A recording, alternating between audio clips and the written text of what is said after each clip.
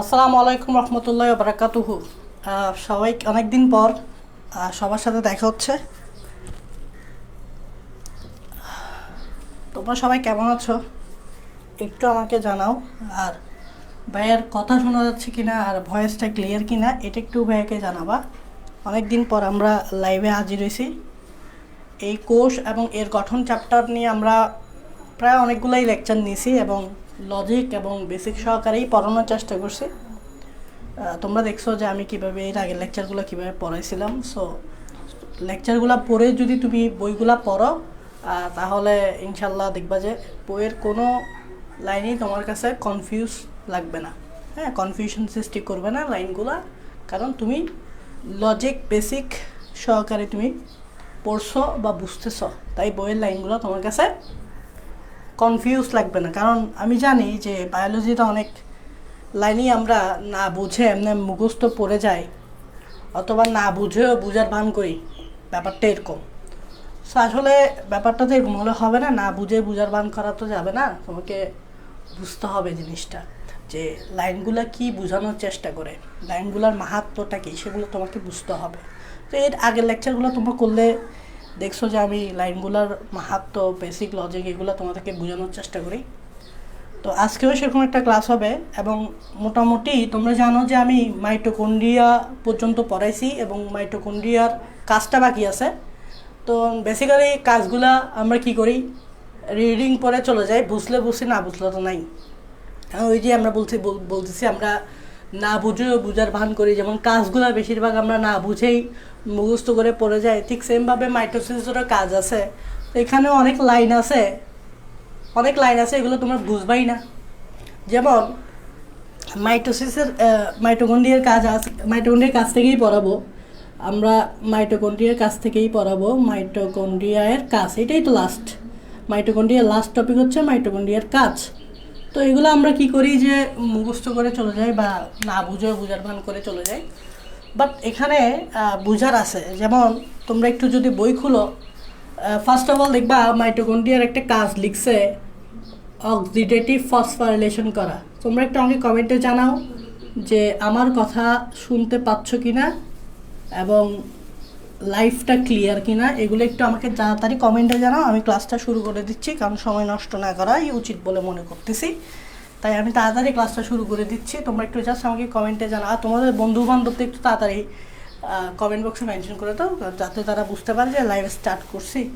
তোমরা একটু তাড়াতাড়ি আমাকে জানাও যে আমার কথা শুনতে পারছো কিনা এবং লাইফটা ক্লিয়ার কিনা। নবদেব রায় বলতেছ ক্লিয়ার ভাইয়া। আচ্ছা, বাকিরাও বলো, তোমরা ফ্রেন্ডদেরকে একটু জানিয়ে দাও, অনেকে কিন্তু জানে না যে ক্লাস হচ্ছে। সো তোমরা একটু বলো ক্লিয়ার কিনা, লাইফটা কথাটা ক্লিয়ার কিনা। আচ্ছা, ক্লিয়ার বলতেছ, তাহলে দেখো তুমি দেখবা, তুমি বই খুলো মাইটোকন্ড্রিয়ার কাজে দেখবা অক্সিডেটিভ ফসফোরাইলেশন, বাট তুমি এটার মিনিংই জানো না, হবে না বুঝে বুঝার বান করে চলে যাবা। দেখো আমি বুঝাই দিচ্ছি, তুমি বুঝবা। সন শব্দটা যেখানে পাবা ভেঙে ভেঙে পড়বা। সন শব্দটার মানে হচ্ছে প্রক্রিয়া মানে তো বুঝো, প্রসেস। এখন এই ফসফোরাইলেশন বাকি আছে, এই শব্দটা ফসফোরাইলেশন। তো ফসফোরাইলেশন কিসের প্রক্রিয়া, এটা মানে বোঝাচ্ছে ফসফেট, তোমরা সবাই ফসফেট চিনো, ফসফেট সংযুক্তিকরণ প্রক্রিয়া মানে হচ্ছে ফসফেট যুক্ত, সংযুক্ত মানে কি যুক্ত করার, কি কথা, ফসফেট যুক্ত করার প্রক্রিয়াটাই হচ্ছে ফসফোরাইলেশন। কিভাবে ভাইয়া, তোমরা জানো আমাদের একটা নিউক্লিওটাইড আছে যেটা হচ্ছে এডিপি। এ মানে এডিনোসিন, ডি মানে ডাই নিউক্লিওটাইড, পি মানে phosphate, adenosine die nucleotide phosphate. ওকে, তো এই যে এডিপি নর্মালি এটার কোনো কি নাই, এটা নর্মালি শক্তি না, শক্তি না, কারণ মাইটোকন্ড্রিয়ার কাজ হচ্ছে শক্তি তৈরি করা, এটা তো জানো না, পাওয়ার হাউস অফ সেল। ওকে, এটা কিন্তু শক্তি না। তাহলে শক্তি কি, তাহলে মাইটোকন্ড্রিয়া তো শক্তি তৈরি করবে, সেটা হচ্ছে এডিনোসিন ডাইফসফেটটা যখন একটা ফসফেটের সাথে যুক্ত হবে, দুইটা ফসফেট ডাইনিউক্লিয়ার ফসফেট একটা ফসফেটের সাথে যুক্ত হবে, তখন এটা তৈরি করবে এটিপি। টি মানে ট্রাই, দুইয়ের সাথে যদি এক যোগ করো তাহলে 3 না, তাহলে এডিনোসিন ট্রাইফসফেট। আর আমরা এটিপিকেই বলি বায়োলজির ভাষায় শক্তি। তাহলে মাইটোকন্ড্রিয়াতে এটিপি তৈরি করে, মানে এটাই তৈরি করে শক্তি। এখন দেখো আমরা এটিপির সাথে কি যুক্ত করছি, এই যে এটা কি বলো, এটা হচ্ছে ফসফেট, ফসফেট যুক্ত করছি। এডিপির সাথে কি যুক্ত করছি, ফসফেট। এখন তোমরা জানো ফসফেট তো জৈব যৌগ না, ফসফেট হচ্ছে অজৈব যৌগ। তাই অজৈবকে ইংরেজিতে কি বলে, ইনঅর্গানিক। ইনঅর্গানিক মানে আই।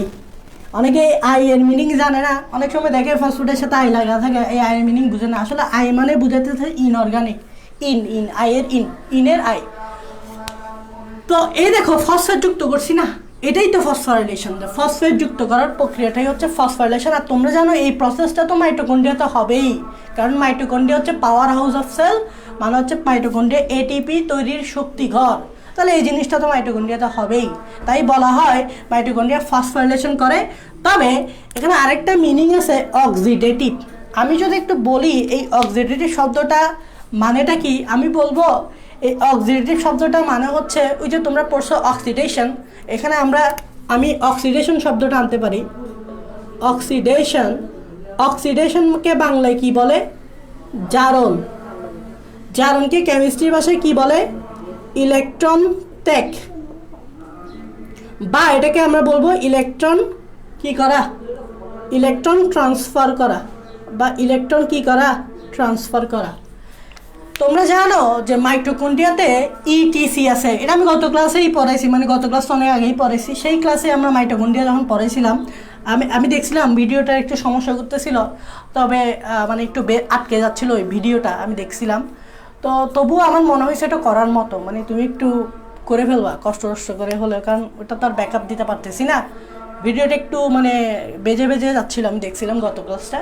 তাও যারা আসলে করার তারা কষ্ট করে ফেলবে, ঠিক আছে? কষ্ট করলে ভালো, স্ট্রাগল করলে দেখবা লাইফে শাইন করে বলবা, ঠিক আছে? ইটিসি, এই যে ইটিসি ইলেকট্রন ট্রান্সপোর্ট চেইন, আমি গত ক্লাসে কিন্তু এটা বেসিক সহকারে বুঝেছিলাম। ইটিসি মানে কি দেখো, electron transport chain. Electron transport chain মানে হচ্ছে এখানে এভাবে কতগুলো ইলেকট্রন বাহক থাকে, আমি দেখাইছিলাম অক্সিজম, মনে করে দেখো অক্সিজম এরকম কত ইলেকট্রন বাহক থাকে। এখান থেকে এখানে ইলেকট্রন যায়, এখান থেকে ইলেকট্রন যায়, এখান থেকে এখানে ইলেকট্রন যায়, এখান থেকে এখানে ইলেকট্রন যায়। তাহলে দেখো তো ইলেকট্রনগুলো কী হচ্ছে, এভাবে ট্রান্সফার হচ্ছে না, মানে হচ্ছে এ কী করে দিছে, ইলেকট্রন ত্যাগ করে দিছে, তারপর এই ইলেকট্রন গ্রহণ করছে, এ কী করছে, ইলেকট্রন ত্যাগ করে দিছে, এই ইলেকট্রন গ্রহণ করছে, এ কী করছে, ইলেকট্রন ত্যাগ করে দিছে, এই ইলেকট্রন গ্রহণ করছে। এভাবে ইলেকট্রন ত্যাগ করেই তো আস্তে আস্তে এই এটিপি তৈরিটা আসছে। কারণ এটিপি তৈরি করতে হলে এই ইটিসি লাগবে, মানে ইলেকট্রন ট্রান্সফার হওয়া লাগবে। ইলেকট্রন ট্রান্সফার হলেই কিন্তু আস্তে আস্তে এগুলা হয়, মানে এই এটিপিটা তৈরি হয় আর কি। এটাই হচ্ছে অক্সিডেটিভ ফসফোরাইলেশন, কিছু না। এটা মাইটোকন্ড্রিয়া করবে, এটা তোমরা বুঝতেই পারতেছো। বাট অক্সিডেটিভ ফসফোরাইলেশন মানে কি সেটাই বুঝাইছি, আশা করি এটা বুঝছো। এটা 1 নম্বর কাজে পাবা। দেখো মাইটোকন্ড্রিয়ার 1 নম্বর কাজ তো তোমরা বুঝে ফেললা। 2 নম্বর কাজ দেখো, খুবই গুরুত্বপূর্ণ। এটা অনেকে না বুঝেই এমনি মুখস্থ করে চলে যাবে, মানে মুখস্থ করে চলে যাবে, এমসিকিউর জন্য পড়বে আর কি। সেটা হচ্ছে মাইটোকন্ড্রিয়া অ্যাপোপ্টোসিস করে। অ্যাপোপ্টোসিস করে, প্রশ্ন হচ্ছে কিভাবে। এটা বইয়ে আছে যে মাইটোকন্ড্রিয়া অ্যাপোপ্টোসিস করে, বাট কিভাবে। আর একটা হচ্ছে মাইটোকন্ড্রিয়া ক্যালসিয়াম 2+ পরিবহন ও ঘনত্ব নিয়ন্ত্রণ করে। প্রশ্ন হচ্ছে কিভাবে। এগুলো বইয়ে আছে, দেখবা কাজে আছে আর কি। কিন্তু তুমি দেখো এটা তুমি না বুঝে মুখস্থ করে চলে যাবা, সমস্যা হচ্ছে ওই জায়গায়। কারণ তুমি তো মনে করতেছো বায়োলজি মানে মুখস্থ, না বুঝে চলে যাওয়া। এটা আমরা এখন বোঝানোর চেষ্টা করব।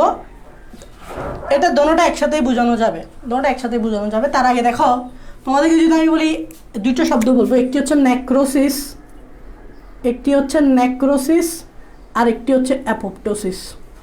দোনোটাই হচ্ছে কোষের মৃত্যু। তোমরা জানো প্রত্যেক প্রাণীকে মৃত্যুবরণ করতে হবে, ঠিক আমাদের দেহে যে কোষগুলো আছে এই কোষগুলোকেও মারা যেতে হবে। তো কোষের মৃত্যু, এটাকে বলে কোষের মৃত্যু, ডেথ অফ সেল। কোষের মৃত্যু 2 ধরনের, একটি হচ্ছে নেক্রোসিস, একটি হচ্ছে অ্যাপোপ্টোসিস। তোমরা দেখো মানুষের মৃত্যু 2 ধরনের, একটি হচ্ছে স্বাভাবিক আর একটা হচ্ছে অস্বাভাবিক। মানুষের মৃত্যু যদি বলি, একটি হচ্ছে স্বাভাবিক আর একটা হচ্ছে অস্বাভাবিক। অস্বাভাবিক কোনটা? সেটা হচ্ছে অ্যাক্সিডেন্টাল যদি মারা যায়। অ্যাক্সিডেন্টে মারা যায় বলতে ধরো বিষ খেয়ে মারা গেছে, ধরো কেউ ছুরি মেরে দিছে মারা গেছে, বা ধরো রোডে অ্যাক্সিডেন্ট করছে মারা গেছে, এগুলো কিন্তু স্বাভাবিক মৃত্যু না, এগুলোকে আমরা বলি অস্বাভাবিক মৃত্যু। আর একটা হচ্ছে স্বাভাবিক মৃত্যু, ন্যাচারাল ডেথ যেটাকে আমরা বলি, স্বাভাবিক যেটা মৃত্যু আর কি।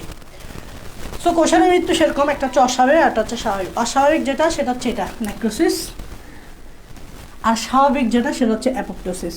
অস্বাভাবিক কীরকম? যেমন ধরো কোনো কোষ কোনো বিষাক্ত পদার্থের সংস্পর্শে আসছে, মারা গেছে, বা কোনো কোষ ধরো অনেক দিন ধরে খাবার পাচ্ছে না, পুষ্টি পাচ্ছে না, তো পুষ্টি না পেলে তো ওই কোষটা মারা যাবেই। অ্যাক্সিডেন্টালি বিষাক্ত পদার্থের সংস্পর্শে কোনো কোষ সরাসরি চলে আসলে তো এমনিতেই মারা যাবে। সো এগুলো কিন্তু স্বাভাবিক না, মানে এগুলো কিন্তু মারা যাওয়ার কথা না, বাট অস্বাভাবিকভাবে এগুলো মারা যাচ্ছে বিধে এগুলো নেক্রোসিস, যেটা খারাপ আমাদের বডির জন্য। এই কোষের এই মৃত্যুটা খারাপ, বিকজ এটা অ্যাক্সিডেন্টালি মৃত্যু হচ্ছে। একটা ভালো কোষও মারা যেতে পারে, মানে একটা ভালো কোষ মানে বুঝছো, একটা ইয়াং কোষও কিন্তু নেক্রোসিসের কারণে মারা যেতে পারে। আর অ্যাপোপ্টোসিস হচ্ছে ন্যাচারাল ডেথ, যেটাকে আমরা বলি পূর্ব নির্ধারিত মৃত্যু, মানে এটা আগে থেকেই বলা হওয়া থাকে যে একটা সময় গিয়ে এটা মারা যাবে। যেমন আমরা জানি যে আমাদের কিন্তু পূর্ব নির্ধারিত মৃত্যু আছে, মানে আমরা একটা সময় গিয়ে মারা যাব, ঠিক আছে? আমাদের একটা মৃত্যু নির্ধারণ করা থাকে, একটা সময় গিয়ে আমরা মারা যাব, তাই না? সো অ্যাপোপ্টোসিসে সেরকম একটা কোষও একটা নির্ধারিত সময় গিয়েই মারা যাবে। এটা হচ্ছে ন্যাচারাল ডেথ। কেন ন্যাচারাল ডেথ তখনই হয় যখন একটা কোষ অকেজো হয়ে যায়। অকেজো বলতে ধরো কাজ করতে করতে বুড়া হয়ে গেছে, বুড়া হয়ে গেলেও তার কাজ করতে পারবে না। তো কাজ করতে না পারলেও এটা যদি আমাদের দেহে থাকে, এটা আমাদের দেহের জন্য বিপদ, ওটা ক্যান্সারতে কনভার্ট হয়ে যেতে পারে, ক্যান্সার কোষে, টিউমার কোষে কনভার্ট হয়ে যেতে পারে। তাই অ্যাপোপ্টোসিসটা ভালো মৃত্যু, কারণ একটা অকেজো কোষ, বুড়া কোষ যদি তোমার শরীরে থেকে যায়, তাহলে তো ওটা ক্যান্সার কোষে পরিণত হবে। ফলে দেখা যাচ্ছে কি যে এটা তোমার জন্য খারাপই হচ্ছে। সো অ্যাপোপ্টোসিস মানে স্বাভাবিক মৃত্যু, পূর্ব নির্ধারিত মৃত্যু। তার মানে অ্যাপোপ্টোসিস করে মাইটোকন্ড্রিয়া এবং ক্যালসিয়াম 2+ পরিবহন নিয়ন্ত্রণ। দেখি কীভাবে। এটা হচ্ছে আমাদের একটা কোষ, এটা হচ্ছে আমাদের কোষ, আর এই কোষে আছে এখানে এভাবে, এটা হচ্ছে কি, এই কোষে আছে হচ্ছে তো তোমার, এটা হচ্ছে তোমার সাইটোপ্লাজম, ওকে। আর সাইটোপ্লাজমের ভিতরে আছে ধরো এই যে এরকম একটা জিনিস, এটা হচ্ছে মাইটোকন্ড্রিয়া। যেহেতু আমরা মাইটোকন্ড্রিয়া নিয়ে আলোচনা করতেছি, এটা হচ্ছে মাইটোকন্ড্রিয়া বাইরের আবরণ। আর তোমরা জানো মাইটোকন্ড্রিয়ার ভিতরে এভাবে কি হয়ে যায় বলো তো? মাইটোকন্ড্রিয়ার ভিতরে এভাবে ভিতরের ঝিল্লিটা এভাবে কি হয়ে যায়, এভাবে ভাঁজ হয়ে যায়, যেটাকে আমরা ক্রিস্টি বলি। ক্রিস্টির ভিতরে থাকে ম্যাট্রিক্স, তাই না? তরল পদার্থ। ক্রিস্টির ভিতরে এভাবে কি থাকে? তরল পদার্থ থাকে। আর ক্রিস্টির ভিতরেই মূলত শক্তি তৈরি হয়, এখানেই মূলত শক্তি তৈরি হয়, তাই না? ক্রিস্টির ভিতরে এই জায়গায় ম্যাট্রিক্স থাকে, এখানেই শক্তি তৈরি হয়, মানে এটিপি তৈরি হয়। আচ্ছা যাই হোক, এটা মাইটোকন্ড্রিয়া, আর এটা হচ্ছে সাইটোপ্লাজম, মানে পুরোটা হচ্ছে একটা কোষ। প্রথমে দেখে নাও, এটা হচ্ছে একটা স্বাভাবিক কোষ। প্রথমে আসো, আমরা এটাকে একটা কি বলছি? স্বাভাবিক কোষ। মানে বুঝতে পারতেছো তো, ভালো একটা কোষ, স্বাভাবিক কোষ, এটা ভালো একটা কোষ। এই কোষটা স্বাভাবিক। এখন দেখো, প্রথমে আসো, এই কোষে ক্যালসিয়াম 2+টা কেন দরকার? ক্যালসিয়াম 2+টা নিয়ে আমরা আগে আলোচনা করব। ক্যালসিয়াম 2+টা থাকে মূলত এখানে, মানে এটা কি সাইটোপ্লাজম। তারপর দেখো এই সাইটোপ্লাজমে আছে ক্যালসিয়াম 2+। ক্যালসিয়াম 2+ কোথায় আছে? সাইটোপ্লাজম। ক্যালসিয়াম 2+টা একটা গুরুত্বপূর্ণ লবণ। তোমরা জানো এটাকে লবণ বলি, আমরা এগুলোকে লবণ বলি। আয়নকে আমরা সবসময় কী বলি? লবণ বলি। এই ক্যালসিয়াম 2+ একটা অনেক গুরুত্বপূর্ণ একটা আয়ন। এটা না থাকলে আমাদের বডির অনেক গুরুত্বপূর্ণ ফাংশন হবে না। কেন গুরুত্বপূর্ণ দেখো, এই ক্যালসিয়াম 2+ সাইটোপ্লাজম থেকে, এটা সাইটোপ্লাজম, কিন্তু সাইটোপ্লাজম থেকে কিন্তু মাইটোকন্ড্রিয়ার বাইরের আবরণ ভেদ করে এখানে আসবে। এখান থেকে আবার মাইটোকন্ড্রিয়ার ভিতরের আবরণ ভেদ করে এই ক্রিস্টির ভিতরে আসবে। কোথায় আসবে? এই ক্রিস্টির, এখানে ক্রিস্টির ভিতরে। কেন আসবে? প্রশ্ন হচ্ছে কেন আসবে? কারণ এটা আসলে মাইটোকন্ড্রিয়ার ভিতরের যে প্রসেসগুলো, এটিপি তৈরির প্রসেসটা, ওই এটিপি তৈরির প্রসেসটা কি হবে? সক্রিয় হবে। ফলে মাইটোকন্ড্রিয়া কি তৈরি করতে পারবে? এটিপি তৈরি করতে পারবে। কারণ তোমার তো লাগবে শক্তি, আর শক্তি তৈরি করতে হলে মাইটোকন্ড্রিয়ার ভিতরের অবস্থাটাকে সক্রিয় হতে হবে। কারণ সক্রিয় না হলে তো এটিপি তৈরি করতে পারবে না। এখন সক্রিয় করতেছে এটাকে ক্যালসিয়াম 2+। তাই ক্যালসিয়াম 2+কে আমরা অ্যাক্টিভেটর বলি। অ্যাক্টিভেটর মানে কি? যে অ্যাক্টিভ করে, সক্রিয় করে কোনো কিছুকে। তাহলে এই ক্যালসিয়াম 2+ কিন্তু কোনো কিছুকে সক্রিয় করে। তোমরা অনেক জায়গায় দেখছো, তোমরা যখন পড়বা কি বলে রক্ত তঞ্চন করার কৌশল মানে ব্লাড ক্লটিং পড়বা, তখনও কিন্তু দেখবে এখানেও ক্যালসিয়াম 2+ সক্রিয় করে। তাহলে ক্যালসিয়াম 2+ কোনো কিছু সক্রিয় করে, কি সক্রিয় করে? এই মাইটোকন্ড্রিয়ার ভিতরে যে এটিপি তৈরির প্রসেস আছে, এটিপি তৈরির প্রসেসটাকে সক্রিয় করে, ফলে এটিপি তৈরি করতে পারে। ফলে একটা স্বাভাবিক কোষের মাইটোকন্ড্রিয়া কি তৈরি করতে পারে? কোষের জন্য এটিপি তৈরি করতে পারে, এটা স্বাভাবিক। তো অ্যাকচুয়ালি এই ক্যালসিয়াম 2+ সক্রিয় করে কি জন্য? কারণ ক্যালসিয়াম 2+ কোনো গুরুত্বপূর্ণ তথ্য নিয়ে আসে, যে তথ্যের আলোকে মাইটোকন্ড্রিয়া কি তৈরি করতে পারে? এটিপি তৈরি করতে পারে। মানে এ মূলত কোনো তথ্য নিয়ে আসে, তথ্য নিয়ে আসার কারণেই তো সক্রিয় হয়। যেমন তুমি কোনো কিছু একটা করতে চাচ্ছ, কিন্তু তোমার কাছে পর্যাপ্ত পরিমাণ ইনফরমেশন নাই, তুমি একটা কিছু করতে চাচ্ছ, এখন তুমি যে ওই কিছু করতে চাচ্ছ তোমার কাছে তো পর্যাপ্ত পরিমাণ ইনফরমেশন নাই। এখন ধরো কেউ একজন তোমাকে একটা ইনফরমেশন দিল, ওই ইনফরমেশনটার উপর ভিত্তি করে তুমি কাজটা করতে পারলা, তাহলে যে তোমাকে ইনফরমেশনটা দিল সে তোমাকে কি করলো? অ্যাক্টিভ করলো। এতক্ষণ তুমি অ্যাক্টিভ ছিলা, কারণ তোমার কাছে ইনফরমেশন ছিল না। ধরো আমি তোমাকে একটা ইনফরমেশন দিলাম, যার ফলে তুমি কাজ করতে পারতো, তুমি অ্যাক্টিভ হয়ে গেছো না। সো ক্যালসিয়াম 2+ ইনফরমেশন নিয়ে আসে, তাই ক্যালসিয়াম 2+কে বলা হয় মেসেঞ্জার। কি মেসেঞ্জার? Second Messenger. তোমরা জানো ফার্স্ট মেসেঞ্জার কোনটা? ক্যালসিয়াম 2+কে অনেক সময় কি বলে? Second Messenger. ফার্স্ট মেসেঞ্জার হচ্ছে mRNA, মনে আছে? ডিএনএ থেকে mRNA, এই mRNA-কে আমরা কি বলতাম? Messenger RNA. সে ডিএনএ থেকে মেসেজ ক্যারি করতো, তাই এটা থেকে আমরা বলি, একে বলি ফার্স্ট মেসেঞ্জার। বাট ক্যালসিয়াম 2+কে এই জন্য অনেক সময় সেকেন্ড মেসেঞ্জারই বলা হয়। এখন প্রশ্ন হচ্ছে, তাহলে ভাইয়া এই স্বাভাবিক কোষের মৃত্যু মানে অ্যাপোপ্টোসিস কিভাবে হবে? এই স্বাভাবিক কোষের যে মৃত্যুটা, এই অ্যাপোপ্টোসিস মৃত্যুটা কীভাবে হবে? ধরে নাও এটা এতক্ষণ স্বাভাবিক কোষ ছিল, মানে ক্যালসিয়াম 2+ ঠিকই ভিতরে ঢুকে এটিপি তৈরির প্রসেসটা বাড়ালো, ওকে ফাইন। এখন দেখো, এটা যদি মৃত্যু ঘটতে হয়, এই কোষের যদি আমি এটাকে মৃত্যু ঘটাতে চাই, মানে এটার আমি এখানে লিখতেছি অ্যাপোপ্টোসিস ঘটাতে চাই, তাহলে দেখো এখন কি ঘটবে? সেটা হচ্ছে যখন এই কোষের মৃত্যু ঘটতে হবে, আমি এখানে একটু লিখে দিলাম, এই কোষের এখন কি ঘটতে হবে? মৃত্যু, মানে অ্যাপোপ্টোসিস ঘটতে হবে, মারা যেতে হবে। তো যখন এই কোষের মৃত্যু ঘটতে হবে, তখন দেখবা এই সাইটোপ্লাজমে এই ক্যালসিয়াম 2+ বেড়ে যাবে। সাইটোপ্লাজমে ক্যালসিয়াম 2+টা বেড়ে যাবে, কারণ এই কোষের এখন মারা যেতে হবে, মানে অ্যাপোপ্টোসিস হতে হবে। তখন দেখবা এই যে সাইটোপ্লাজম যেটা দেখতে পাচ্ছ, এখানে এই ক্যালসিয়াম 2+এর পরিমাণটা অনেক বেড়ে যাবে। এখন যেহেতু এখানে সাইটোপ্লাজমে ক্যালসিয়াম 2+এর পরিমাণ বেড়ে যাচ্ছে, তাই এখান থেকে কিছু ক্যালসিয়াম 2+ এই মাইটোকন্ড্রিয়ার এখানে ভিতরে প্রবেশ করবে, এই ভিতরের মেমব্রেনটাতে প্রবেশ করবে, এখানে প্রবেশ করবে না, একটু খেয়াল করবে, এখানে প্রবেশ করবে না, জাস্ট ভিতরে মেমব্রেনটা প্রবেশ করে এই জায়গায় প্রবেশ করবে। ফলে তুমি বলো তো, এতক্ষণ ধরে এই জায়গায় তো কোনো ক্যালসিয়াম 2+ ছিল না, আস্তে আস্তে এই জায়গায় ক্যালসিয়াম 2+ বেড়ে যাচ্ছে কিনা? যাচ্ছে না? এখানে ক্যালসিয়াম 2+, এই জায়গাগুলো, এই জায়গাগুলোতে ভিতরে যাবে না, এই ভিতরে যাবে না, এই আস্তে আস্তে ক্যালসিয়াম 2+ কেন বেড়ে যাচ্ছে? কারণ এখানে বেড়ে গেছে, তো তাই ব্যালেন্স করার জন্য আমার কিছু ক্যালসিয়াম 2+ এখানে পাঠিয়ে দিতে হচ্ছে। এই দেখো, এখানে কিছু ক্যালসিয়াম 2+ এভাবে পাঠিয়ে দিতে হচ্ছে। কেন বলো তো? ব্যালেন্স করার জন্য, কারণ এখানে তো ক্যালসিয়াম 2+ বেড়ে গেছে, এখন ব্যালেন্স করতে হলে তো ভিতরে পাঠাইতে হবে। তো যখন এই ভিতরের মেমব্রেনে, মানে বাইরের মেমব্রেনে যখন ক্যালসিয়াম 2+এর পরিমাণ বেড়ে যাবে, তোমরা জানো লবণের পরিমাণ বেড়ে যাওয়া মানে পানি বেড়ে যাওয়া, তোমরা উদ্ভিদ শারীরতত্ত্বতে পড়ছো। তো এখানে আস্তে আস্তে লবণের পরিমাণ বেড়ে যাবে, মানে লবণ তো পানির সাথে সাথেই পরিবাহিত হয়, পানির পরিমাণ বেড়ে যাবে।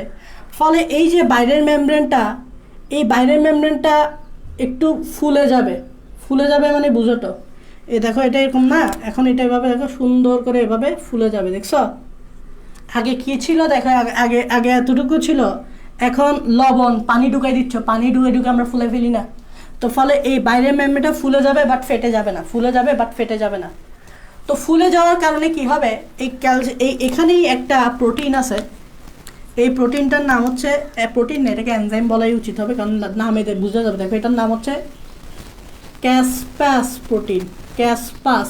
তো এটা এনজাইম বলবা, কারণ নামের শেষে এস থাকলে এটাকে আমরা কি বলি? এনজাইম বলি। এই ক্যাসপাস প্রোটিনটা কিন্তু মাইটোকন্ড্রিয়ার ভিতরেই থাকে, এখানেই থাকে। তো এখন এটা ফুলে যাওয়ার কারণে এই ক্যাসপাস প্রোটিনটা, এনজাইমটা এখানে সাইটোপ্লাজমে চলে আসবে। এটা মাইটোকন্ড্রিয়ার ভিতরেই থাকে, বাট এটা এখন কি করবে, এই বাইরে থেকে এখন এখানে চলে আসবে, এই জায়গায় সাইটোপ্লাজমে চলে আসবে। এখন সাইটোপ্লাজমে চলে আসলে কি হয়, এই ক্যাসপাসকে বলা হয় প্রোটিন ধ্বংসকারী এনজাইম। প্রোটিন ধ্বংসকারী এনজাইম মানে এরা আশেপাশে যে প্রোটিনগুলো আছে এগুলোকে নষ্ট করে ফেলবে। যেমন দেখো এটা কি বলতো, এটা হচ্ছে কোষঝিল্লি। এটা কি বলতো, কোষঝিল্লি। কোষঝিল্লিতে কি আছে, লিপিড প্লাস প্রোটিন। তাহলে কোষঝিল্লির প্রোটিন অংশগুলোকে ধ্বংস করে ফেলবে, ফলে আস্তে আস্তে কোষঝিল্লিটা কি হয়ে যাবে, গায়েব হয়ে যাবে। তারপর এখানে বিভিন্ন অঙ্গাণু আছে, যেমন প্লাস্টিড, তারপর গোলগি বডি, তারপর লাইসোসোম। এদের সব যে ঝিল্লিগুলো আছে, ঝিল্লিগুলো তো প্রোটিন দিয়ে তৈরি, তাই না? সবগুলো ঝিল্লিগুলোকে নষ্ট করে ফেলবে। অ্যাজ এ রেজাল্ট পুরো কোষটাকেই কী করে ফেলবে, পুরো কোষটাকেই কী করে ফেলবে, নষ্ট করে ফেলবে। মানে এই পুরো কোষটাকেই মেরে ফেলবে। এভাবেই অ্যাপোপ্টোসিসটা করে ফেলে, এভাবেই অ্যাকচুয়ালি কী করে ফেলে, অ্যাপোপ্টোসিসটা করে ফেলে। তাহলে অ্যাপোপ্টোসিসটা কীভাবে করতেছে, ক্যালসিয়াম 2+ ঘনত্ব যখন বেড়ে যাবে তখন কিছু ক্যালসিয়াম 2+ এই মেমব্রেনে এখানে চলে আসবে, এখানে প্রবেশ করবে না, এই জায়গায় চলে আসবে। ফলে এই জায়গাটা লবণ বেড়ে যাচ্ছে, পানি বেড়ে যাচ্ছে, ফলে এটা ফুলে যাবে, ফেটে যাবে না, ফুলে যাবে। ফুলে যাওয়ার কারণে ভিতরে যে একটা এনজাইম আছে, ক্যাসপাস এনজাইম, এটা এখান থেকে বাইরে হয়ে সাইটোপ্লাজমে চলে আসবে। এখন এই এনজাইমটা তো মারাত্মক এনজাইম, মানে এটা একটা প্রোটিন ধ্বংসকারী এনজাইম। আশেপাশে যে প্রোটিন থাকবে এগুলো ধ্বংস করে দিবে। তোমরা জানো কোষঝিল্লিতে আছে প্রোটিন, কোষঝিল্লিকে নষ্ট করে ফেলবে। তোমরা জানো বিভিন্ন অঙ্গাণুতে ঝিল্লিতে আছে প্রোটিন, সবগুলোকে মেরে ফেলবে। অ্যাজ এ রেজাল্ট পুরো কোষটাকেই ধ্বংস করে দিবে। তাহলে এভাবেই মাইটোকন্ড্রিয়া অ্যাপোপ্টোসিসে সাহায্য করে। এখন এটার আনসারও তোমরা পাই গেছো, ক্যালসিয়াম 2+ কীভাবে পরিবহন করে। তোমরা দেখতেই পাচ্ছ ক্যালসিয়াম 2+ এখান থেকে এখানে যাচ্ছে। তাহলে এখান থেকে এখানে যেহেতু যাচ্ছে, এটাই তো পরিবহন। এ দেখো ক্যালসিয়াম 2+ এখান থেকে এখানে যে যাচ্ছে, এখান থেকে এখানে যে যাচ্ছে মাইটোকন্ড্রিয়ার ভিতরে, এটাই তো পরিবহন। তাহলে এটার আনসারও পাইছো। কিন্তু এটা দেখো ঘনত্ব কিভাবে নিয়ন্ত্রণ করে। ঘনত্ব নিয়ন্ত্রণ করা বোঝাচ্ছে যে বেড়ে গেলে কমাই দেওয়া, কমে গেলে বেড়ে দেওয়া, এটাই তো ঘনত্ব নিয়ন্ত্রণ। মানে কোনো কিছু নিয়ন্ত্রণ করা মানে কি, ধরো কোনো কিছু অনেক বেড়ে গেছে তুমি এটাকে কমাই দিচ্ছ, কোনো কিছু অনেক কমে গেছে তুমি এটাকে বাড়িয়ে দিচ্ছ। তুমি এখানেই দেখো মাইটোকন্ড্রিয়া কিন্তু সেটা করতেছে কিভাবে। এই দেখো এখানে যখন ইনক্রিজ বেড়ে যাচ্ছে তখন কিছু ক্যালসিয়াম প্লাস এখানে ঢুকে যাচ্ছে, ফলে এখানে কমে যাচ্ছে। খেয়াল করো, এই ক্যালসিয়াম 2+ যখন এখানে বেড়ে যাচ্ছে, সাইটোপ্লাজমে বেড়ে যাচ্ছে, কিছু ক্যালসিয়াম কি করলো, এখানে ঢুকে গেল, ফলে যেটা বেড়ে গেছে সেটা ব্যালেন্স হয়ে গেছে না। আবার যখন ধরো এখানে কমে যাবে তখন এখান থেকে এখানে আসবে, বাড়াই দিবে। মানে বেড়ে গেলে কমাই দিবে, কমে গেলে বাড়াই দিবে। যেমন ধরো এখানে এখন বেশি না ক্যালসিয়াম 2+, সো কিছু ক্যালসিয়াম 2+ মাইটোকন্ড্রিয়ার ভিতরে চলে গেছে, তাহলে এটা ব্যালেন্স হয়ে গেল। এখন ধরো এখানে ক্যালসিয়াম পরিমাণে কম, তো মাইটোকন্ড্রিয়া থেকে এখানে ক্যালসিয়াম 2+ যাবে, ফলে বাড়াই দিবে। এটাই হচ্ছে তোমার ঘনত্ব নিয়ন্ত্রণ। তোমরা একটু আমাকে কমেন্টে জানাও এই দুইটা, এটা বুঝছো কি না একটু কমেন্টে জানাও। বইয়ে আছে দেখবা যে অ্যাপোপ্টোসিস করে এবং ক্যালসিয়াম 2+ পরিবহন ও ঘনত্ব নিয়ন্ত্রণ করে। তোমরা জাস্ট আমাকে কমেন্টে জানাও এটা বুঝছো কি না।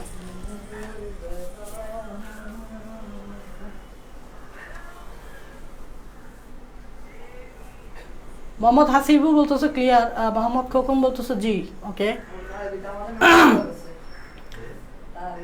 মোহাম্মদ খোকন মাহমুদ বলতেছ জি ভাইয়া ক্লিয়ার, ওকে ওকে। তাহলে আমি মুছে দিচ্ছি তাহলে দেখো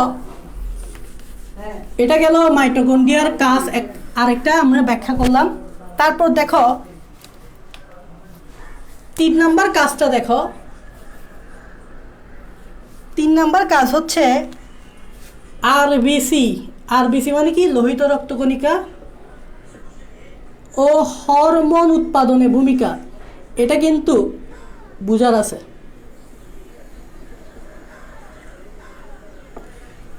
আরবিসি এবং হরমোন উৎপাদনে কিভাবে মাইটোকন্ড্রিয়া, দেখো এগুলো খুব সারপ্রাইজিং ব্যাপার, কিন্তু অনেকে চিন্তা করবে কীভাবে লোহিত রক্তকণিকার সাথে মাইটোকন্ড্রিয়ার কী সম্পর্ক, অনেকে চিন্তা করবে।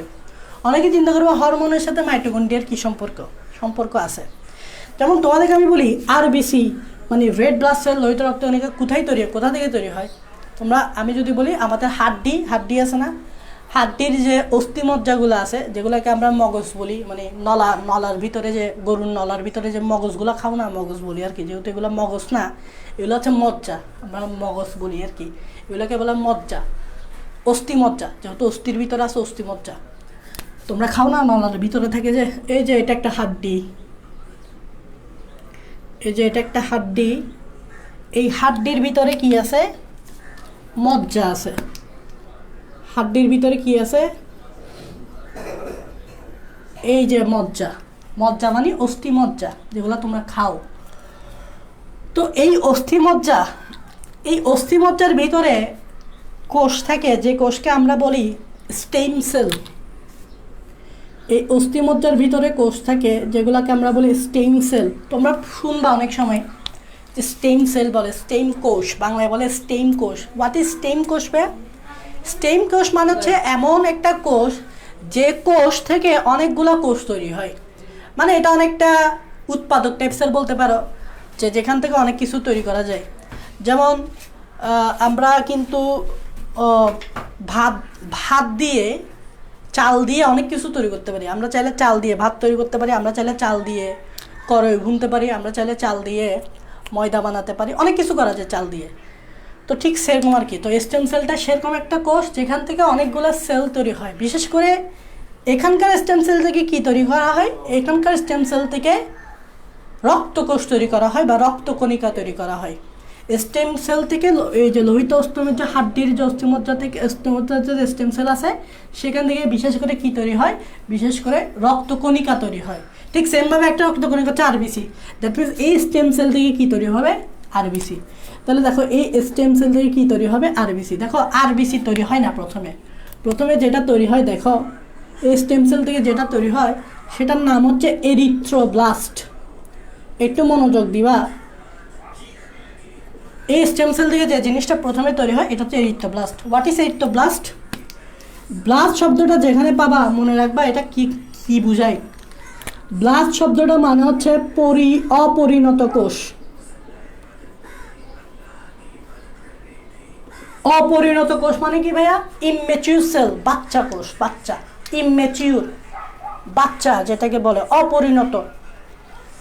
তো আমরা যখন মায়ের পেট থেকে ভূমিষ্ঠ হয়, আমরা কি সরাসরি পরিণত হয়ে যাই? না, আমরা বাচ্চা থাকি, ইমম্যাচিউর থাকি, অপরিণত থাকি।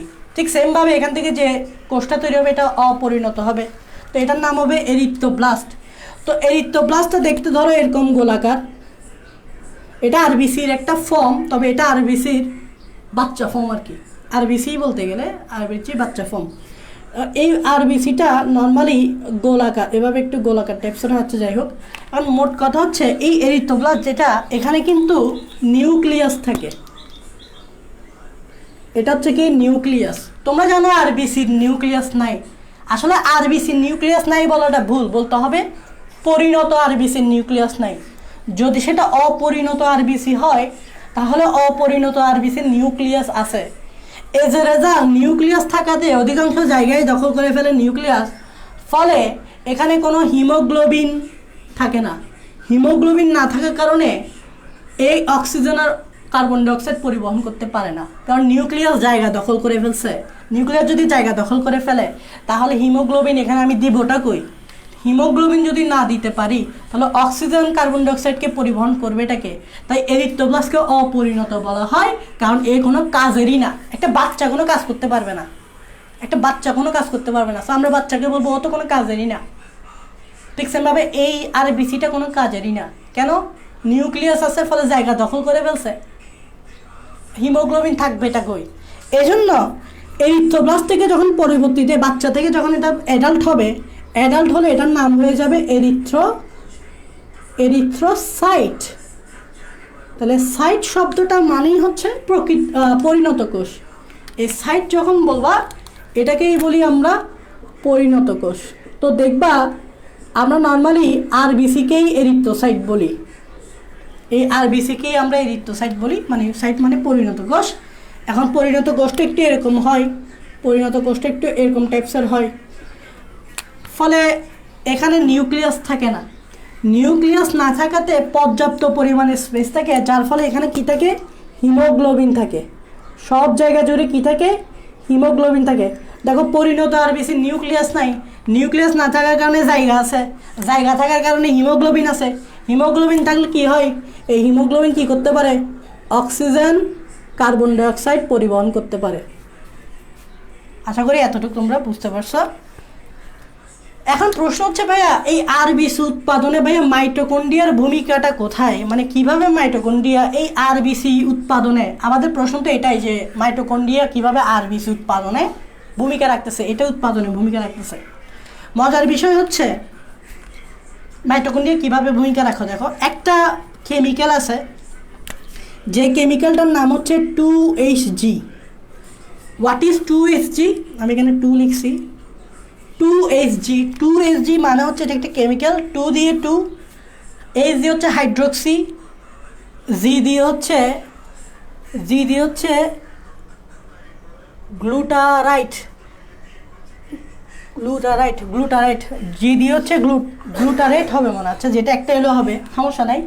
2 দিয়ে 2, H দিয়ে হাইড্রোক্সি, G দিয়ে হচ্ছে গ্লুটারাইট।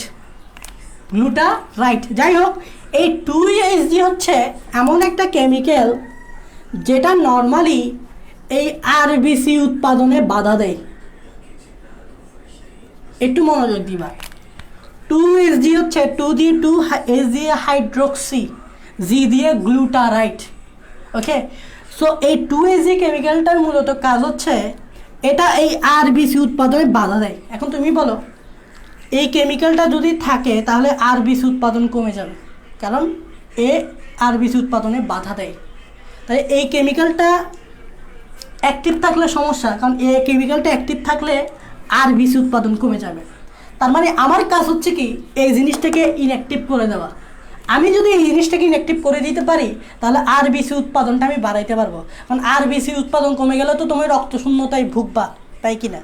তাহলে আরবিসি উৎপাদন তো কমানো যাবে না। কিন্তু এই শয়তান যেটা বা এই ডেভিল যেটা, এ তো ভাই আরবিসি উৎপাদনকে বাধা দিচ্ছে, তাহলে একে আগে আমাকে ইনঅ্যাক্টিভ করতে হবে। আমি প্রশ্ন হচ্ছে একে ইনঅ্যাক্টিভ করবে নাকি? একে ইনঅ্যাক্টিভ করবে আমাদের মাইটোকন্ড্রিয়া।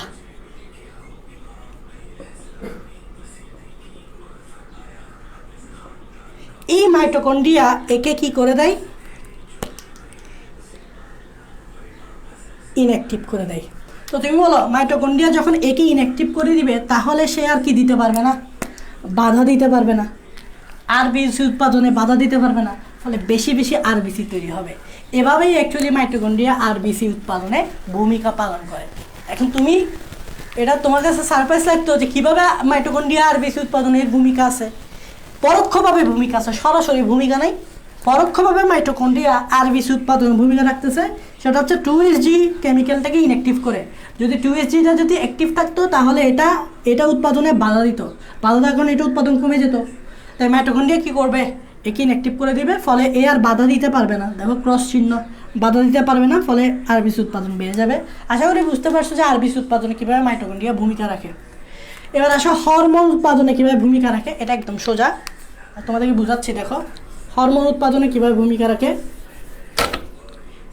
এটা একদম সোজা।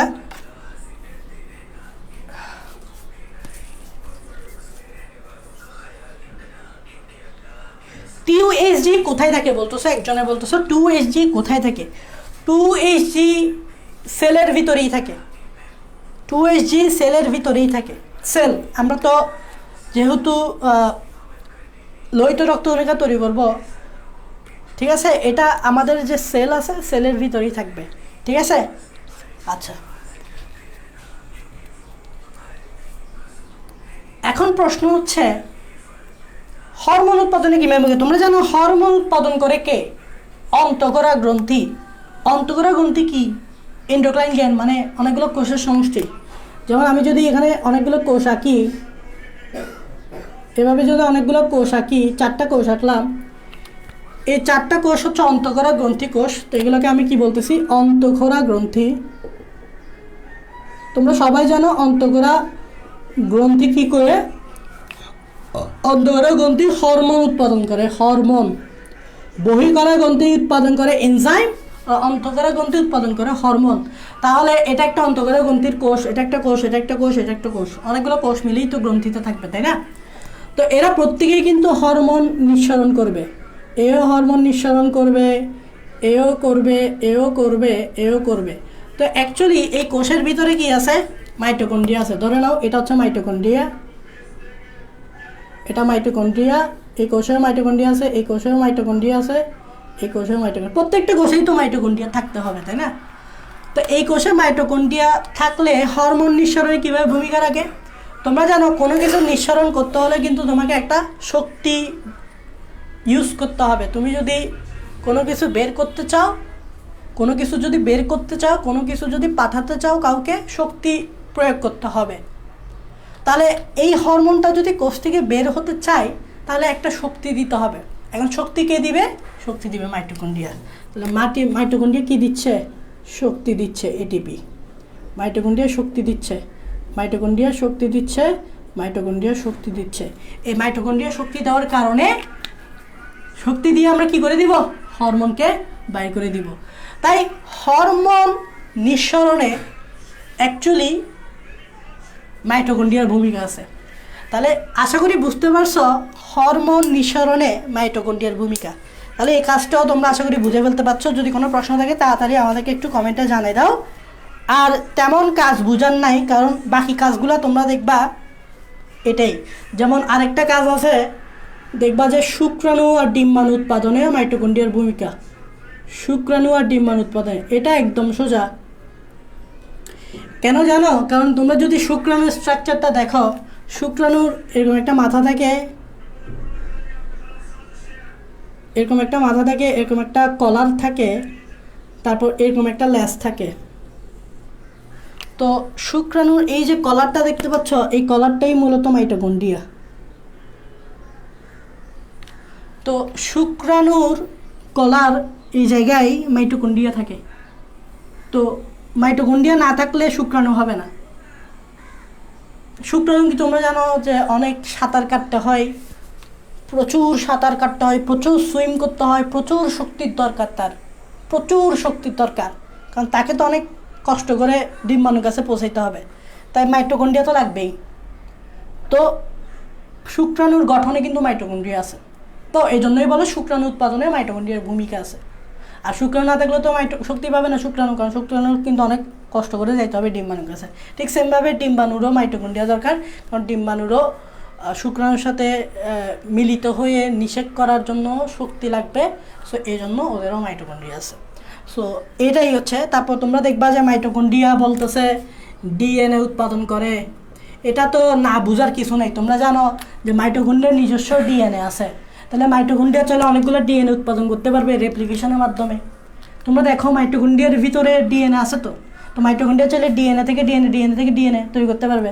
আবার ডিএনএ যেহেতু আছে, ডিএনএ থেকে কী তৈরি করতে পারবে? আরএনএ তৈরি করতে পারবে। আরএনএ মানে কোন আরএনএ? MRNA, Messenger RNA. কারণ ডিএনএ থাকা মানেই মেসেঞ্জার আরএনএ তৈরি হওয়া। তাহলে মাইটোকন্ড্রিয়া ডিএনএ যেরকম তৈরি করতে পারবে, আরএনএও তৈরি করতে পারবে। আর তোমরা বলো এমআরএনএ থাকলে কী তৈরি করতে পারবে? প্রোটিন তৈরি করতে পারবে। প্রোটিন মানে কি? প্রোটিনের আরেক ভাষা হচ্ছে এনজাইম। এনজাইমও তৈরি করতে পারবে। কেন কি? মাইটোকন্ড্রিয়ার আছে রাইবোজোম। মাইটোকন্ড্রিয়ার কি আছে? রাইবোজোম। তাহলে মাইটোকন্ড্রিয়া ডিএনএও তৈরি করতে পারবে, আরএনএও তৈরি করতে পারবে, এনজাইম বা প্রোটিনও তৈরি করতে পারবে। কেন ডিএনএ তৈরি করতে পারবে? কারণ মাইটোকন্ড্রিয়ার নিজস্ব ডিএনএ আছে। তোমরা দেখবা মাইটোকন্ড্রিয়ার ক্লোরোপ্লাস্টের নিজস্ব ডিএনএ আছে, অন্য অন্য অঙ্গাণুর নিজস্ব ডিএনএ নাই। তুমি সেন্ট্রোজোমে ডিএনএ পাবে না, তুমি গলগি বডিতে ডিএনএ পাবে না, তুমি আর কোথায় আর কোনো অঙ্গাণু বলো, ওই অঙ্গাণুতে ডিএনএ পাবে না, তুমি মাইটোকন্ড্রিয়াতে ডিএনএ পাবে। ডিএনএ পাইলে তুমি আরএনএ পাবে, আরএনএ পাইলে তুমি প্রোটিন পাবে, কারণ রাইবোজোম আছে। তো এই জিনিসগুলো তুমি যদি বেসিক লজিক সহকারে পড়ার চেষ্টা করো, তোমার কাছে মনে হবে যে না বায়োলজিও বুঝার আছে। এটা আমি আগে মুখস্থ করেই চলে যেতাম, বা না বুঝার ভান করে চলে যেতাম। শেষ আমাদের মাইটোকন্ড্রিয়ার কাজ। তোমরা একটু জাস্ট আমাকে জানাও এই যে মাইটোকন্ড্রিয়ার কাজগুলো আমি বুঝাইলাম তোমরা ঠিকমতো বুঝতে পারছো কিনা।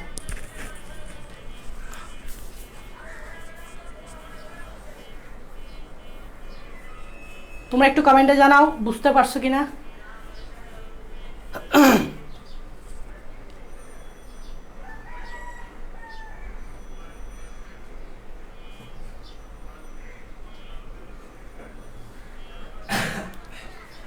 ফাতেমা আক্তার বলতেছে বুঝতে পারছি, আসিম ইকজাইন কিলিয়ান বলতেছে বুঝছি, মোহাম্মদ খোকন বলতেছে বুঝছি, হাসিবুল বলতেছে বুঝছি। ওকে, পড়াশোনা বলতেছ, জি ভাই বুঝছি, ইফতেকার বলতেছে বুঝছি। সবাই যেহেতু বুঝছো তাহলে দেখছো মুখস্থ ব্যাপারটা মানে না বুঝে চলে যাওয়াটা আর এভাবে বুঝে বুঝে পড়াটার মধ্যে পার্থক্যটা বুঝতেছ, একটা শান্তি লাগবে, শান্তি শান্তি শান্তি সকল সুখের মূল, শান্তি লাগবে, শান্তি। শান্তি হচ্ছে কি সকল সুখের মূল। সো এভাবেই পড়বা, তাহলে দেখবা যে বায়োলজিও তোমার কাছে কি লাগতেছে, বুঝার লাগতেছে আর কি। ওকে, আমরা একটা নতুন অঙ্গাণুতে চলে যাচ্ছি।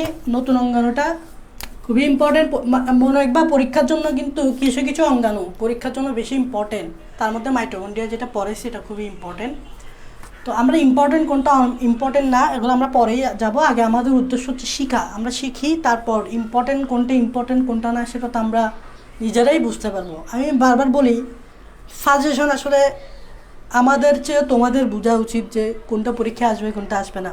যেমন আমরা ছাত্র অবস্থায় থাকাকালীন আমরা চেষ্টা করতাম নিজে নিজে বোঝার যে কোনটা পরীক্ষা আসবে কোনটা আসবে না, ঠিক আছে। মানে তোমরা যে সাজেশনের কথা বলো আর কি, সাজেশন আমরাও নিতাম, মানে আমিও নিতাম সাজেশন। বাট সাজেশন নেওয়ার পর দেখতাম যে আসলে এটা তো আমি নিজেই জানতাম। মানে আমি সাজেশনটা নেওয়ার পর আমি ভাবতাম যে এটা তো আমি নিজেই জানতাম, তো আমার সাজেশন নেওয়ার দরকারটা কী ছিল। তো ব্যাপারটা হচ্ছে তোমার নিজের থেকে জানার দরকার আছে যে কোনটা পরীক্ষা আসবে কোনটা আসবে না। তোমার টিচাররা আছে কেন বসে দেখবা যে কোনটায় পরীক্ষা আসবে না, কোনটা, এটা তোমার নিজের দায়িত্ব। তুমি নিজ থেকেই বুঝে নিবা কোনটা পরীক্ষা আসবে কোনটা আসবে না।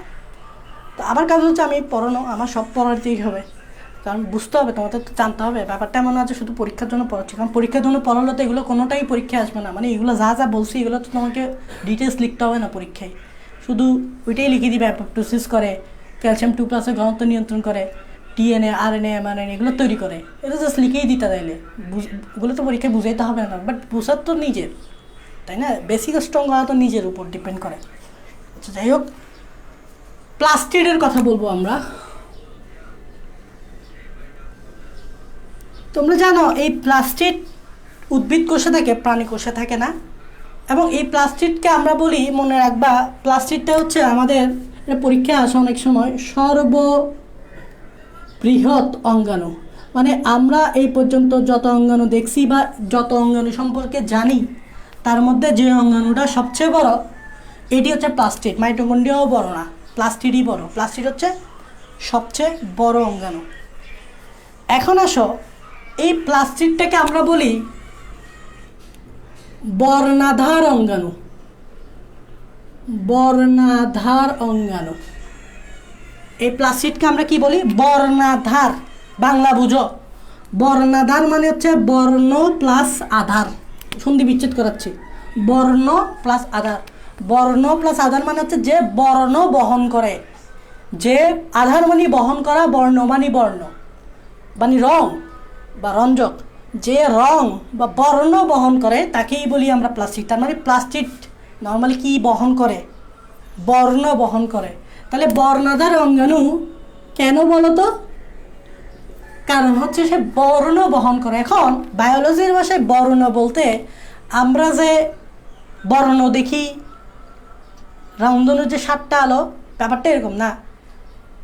আলো না, ব্যাপারটা এরকম না। এখানে বর্ণ মানে বুঝাইতে হচ্ছে রঞ্জক।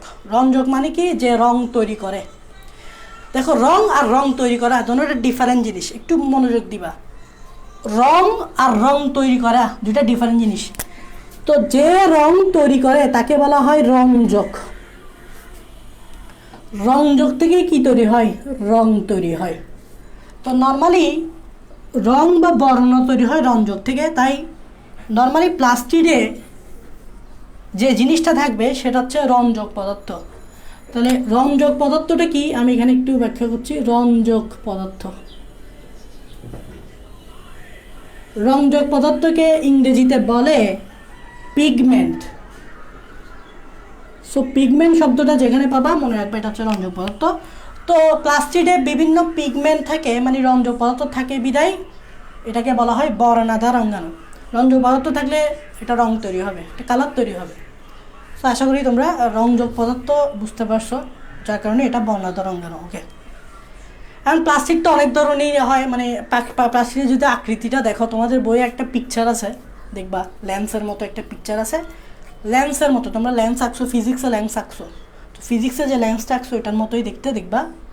ফিজিক্সে লেন্স আঁকে এরকম না, ফিজিক্সের লেন্স আঁকো এরকম, এই লেন্সটাকে এভাবে শুয়াই দিবা, এই লেন্সটাকে এভাবে শুয়াই দিলেই ক্লোরোপ্লাস্ট, তাই লেন্সের মতোই ফিজিক্সের লেন্সটাকে এভাবে পরে নিচে, বাট এই ক্লোরোপ্লাস্টটাকে যদি একটু শুয়াই দাও, মানে ঘুরাই দাও, তাহলে এটা এরকম, তো লেন্সের মতোই। তবে শুধু ক্লোরোপ্লাস্ট কি শুধু লেন্সের মতো হবে? না, লেন্সের মতো হবে অ্যাকচুয়ালি উদ্ভিদ কোষে ক্লোরোপ্লাস্ট দেখতে লেন্সের মতো, প্লাস্টিক দেখতে লেন্সের মতো, বাট বিভিন্ন যেমন শৈবালেও কিন্তু ক্লোরোপ্লাস্ট আছে, শৈবালে ক্লোরোপ্লাস্ট কিন্তু এরকম লেন্সের মতো না, বিভিন্ন শৈবালে বিভিন্ন রকম, ওগুলো এমসিকিউতে আসে, তো আমরা ওগুলো পরে বলতেছি, এখন না। তো এই প্লাস্টিক বলো বিভিন্ন আকৃতির হতে পারে, যেমন উদ্ভিদ কোষে লেন্সের মতো হচ্ছে, আর শৈবালে অনেক রকম হচ্ছে, সো আকৃতিটা ফিক্স না আর কি, তবে উদ্ভিদ কোষে ফিক্স, উচ্চতর উদ্ভিদ কোষে এটা লেন্সের মতো। আচ্ছা যাই হোক, এখন নর্মালি মনোযোগ দিবা, আমরা যখন প্লাস্টিক পড়ি, নর্মালি আমরা প্লাস্টিক পড়লে আমরা যে জিনিসটা পড়ি সেটা হচ্ছে ক্লোরোপ্লাস্ট। আমরা অ্যাকচুয়ালি ক্লোরোপ্লাস্টই পড়ি, বাট প্লাস্টিক বলতে শুধু ক্লোরোপ্লাস্টকে বোঝাই না, তোমরা জানো ক্রোমোপ্লাস্টও আছে, লিকোপ্লাস্টও আছে। তো আমরা নর্মালি প্লাস্টিক বলতে যে জিনিসটা পড়ি এটা ক্লোরোপ্লাস্ট। কেন পড়ি? কারণ হচ্ছে এটাই মেইন, এই ক্লোরোপ্লাস্টটাই মেইন, যেটা খাবার তৈরি করতে পারে, ফটোসিনথেসিসে সাহায্য করে, আর এই ক্লোরোপ্লাস্টটাই সর্বপ্রথম আবিষ্কার হয়েছে।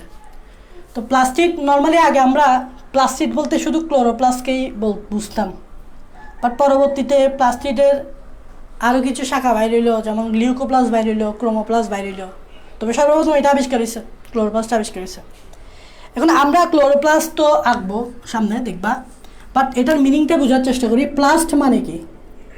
প্লাস্ট মানে হচ্ছে লিভিং থিংস। প্লাস্ট মানে হচ্ছে কি? লিভিং থিংস মানে কি বাংলায় বলে জীবিত বস্তু। তোমরা জানো একটা কোষ জীবিত থাকবে, তো একটা কোষ জীবিত থাকা মানে হচ্ছে কোষের ভিতরে যে অঙ্গাণুগুলো আছে সেগুলোও জীবিত থাকা, সেগুলোও সজীব থাকা, তাই না? তো এটা হচ্ছে লিভিং থিংস। আর ক্লোরো মনে রাখবা, আমি বারবার বলছি রঞ্জক পদার্থ থাকবে, মানে পিগমেন্ট থাকবে, তাহলে ক্লোরো মানে হচ্ছে রঞ্জক পদার্থ, তবে কি কালারের? সবুজ বর্ণের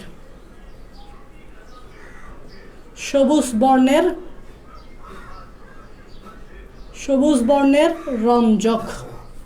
আর তোমরা জানো সবুজ বর্ণের রঞ্জককে আমরা বলি ক্লোরোফিল। তাহলে দেখো, ক্লোরো শব্দটির অর্থ হচ্ছে সবুজ বর্ণের রঞ্জক পদার্থ, আর সবুজ বর্ণের রঞ্জক পদার্থকে আমরা বলি ক্লোরোফিল। সো ক্লোরোপ্লাস্ট শব্দটার অর্থটা তোমাকে বোঝানোর চেষ্টা করছি। ক্লোরোপ্লাস্ট মানে হচ্ছে, প্লাস মানে লিভিং থিংস, জীবিত বস্তু, আর ক্লোরো মানে হচ্ছে সবুজ বর্ণের রঞ্জক, আর সবুজ বর্ণের রঞ্জকটাকে আমরা বলি ক্লোরোফিল। তাহলে ক্লোরোপ্লাস্টে ক্লোরোফিল নামক সবুজ বর্ণের রঞ্জক থাকে, বিদায় এটা সবুজ দেখায়। বিদায় কি দেখায়? এটা সবুজ দেখায়। একটা গাছের পাতা সবুজ কেন দেখায়? আশা করি বুঝতে পারছো। একটা উদ্ভিদের কাণ্ড সবুজ কেন দেখায়? আশা করি বুঝতে পারছো, কারণ ক্লোরোফিলের পরিমাণ অনেক বেশি। তো আশা করি তোমরা বুঝতে পারছো। এখন এই ক্লোরোপ্লাস্ট নিয়ে যদি আমি একটু আলোচনা করি, এই ক্লোরোপ্লাস্টটা কিন্তু তুমি অনেক জায়গায় পাবা। যেমন এই ক্লোরোপ্লাস্টটা তুমি কোথায় পাবা? এই ক্লোরোপ্লাস্টটা তুমি কোথায় পাবা? এই ক্লোরোপ্লাস্টটা তুমি পাবা উদ্ভিদ কোষে,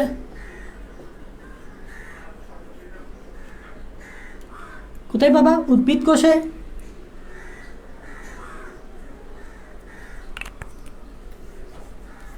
এবং কিছু শৈবালে। সব শৈবালে পাওয়া যায় না, কিছু শৈবালে। তাহলে দেখো, একটু মনোযোগ দাও, ক্লোরোপ্লাস্ট কিন্তু আমরা কোন জায়গায় পাবো? উদ্ভিদ কোষেও পাবো, কিছু শৈবালেও পাবো, সব জায়গায় পাবো না। তাহলে পাওয়া যায় না কোথায়? এটা হচ্ছে পাওয়া যায়, এগুলোতে কি পাওয়া যায়? পাওয়া যায়। এখন পাওয়া যায় না কোথায়? পাওয়া যায় না কোথায়? এগুলো পরীক্ষায় আসতে পারে। তুমি ক্লোরোপ্লাস্টটা কোথায় পাবা না? দেখো, তুমি ক্লোরোপ্লাস্টটা পাবে না প্রাণী কোষে, কারণ প্রাণী কোষে যদি ক্লোরোপ্লাস্ট পাওয়া যেত তাহলে আমরা খাবার তৈরি করতে পারতাম, আমাদের ক্লোরোপ্লাস্ট না দিতে পারি না।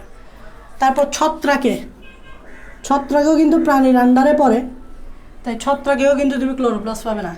ইভেন কি তোমরা অনেক ব্যাকটেরিয়াতেও তুমি ক্লোরোপ্লাস্ট পাবে না। নর্মালি ব্যাকটেরিয়াতে তুমি ক্লোরোপ্লাস্ট পাবে না। আরেকটা শৈবাল আছে, যে শৈবালে তুমি ক্লোরোপ্লাস্ট পাবে না, যেটাকে বলে নীলাভ সবুজ শৈবাল। নীলাভ সবুজ একটু ইন্টারেস্টিং, এই জিনিসটা একটু ইন্টারেস্টিং। নীলাভ সবুজ শৈবালকে ইংরেজিতে বলে BGA। তুমি একটু দেখবা, আমি এখানে বলছি শৈবালে কিন্তু ক্লোরোপ্লাস্ট পাওয়া যায়, সব শৈবালে পাওয়া যায় না। কোন শৈবালে পাওয়া যায় না? নীলাভ সবুজ শৈবাল, BGA, blue green algae. Blue green অ্যালগিতে তুমি ক্লোরোপ্লাস্ট পাবে না। অনেকে মনে করে ব্লু গ্রিন অ্যালগিতে ক্লোরোপ্লাস্ট পাওয়া যায়, কিন্তু অ্যাকচুয়ালি ব্লু গ্রিন অ্যালগিতে তুমি ক্লোরোপ্লাস্ট পাবে না, যদিও ব্লু গ্রিন অ্যালগি খাবার তৈরি করতে পারে। এখন দেখো, ব্লু গ্রিন অ্যালগি খাবার তৈরি করতে পারে, আর আমরা জানি খাবার তৈরি করতে পারলে ক্লোরোপ্লাস্টও লাগবেই ভাইয়া। ক্লোরোপ্লাস্ট না থাকলে আমরা খাবার তৈরি করব কিভাবে? তাহলে ব্লু গ্রিন অ্যালগি যেহেতু গ্রিন, মানে খাবার তৈরি করতে পারে, তাহলে ভাইয়া এর ক্লোরোপ্লাস্ট থাকা দরকার ছিল। তাহলে ভাইয়া সে খাবার কীভাবে তৈরি করতে পারে? তাহলে এখানে একটা প্রশ্ন দাঁড়াইলো। দেখো, কিউরিসিটি দেখো, বোঝার চেষ্টা করো, লজিক দেখো। তাহলে এখানে আমি একটা প্রশ্ন করতে পারি, তাহলে BGA কিভাবে খাবার তৈরি করে? BGA কিভাবে খাবার তৈরি করে? যেহেতু ক্লোরোপ্লাস্ট নাই, তাহলে BGA কিভাবে খাবার তৈরি করে? এরকম একটা প্রশ্ন তোমাদেরকে আমি করতেই পারি না? করতেই পারি। চিন্তা